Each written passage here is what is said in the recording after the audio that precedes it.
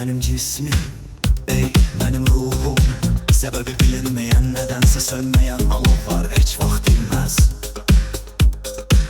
Ey benim sevincim, ey benim kederim, duygularım, hislerim hayatımı renklendiren ağ ve kara rengim. Hem zerreyem hem sonsuz deryayam, bu dünyaya gelip giden yolcuyam. Biraz sükutam, biraz feryadam, biraz gerçeğim, biraz yalanam.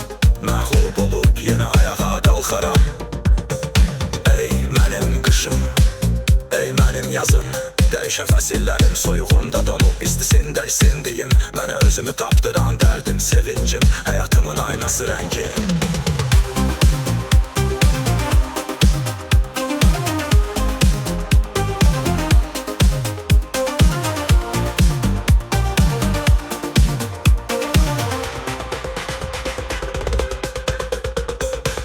Ey benim sevincim, ey benim kederim, duygularım, hislerim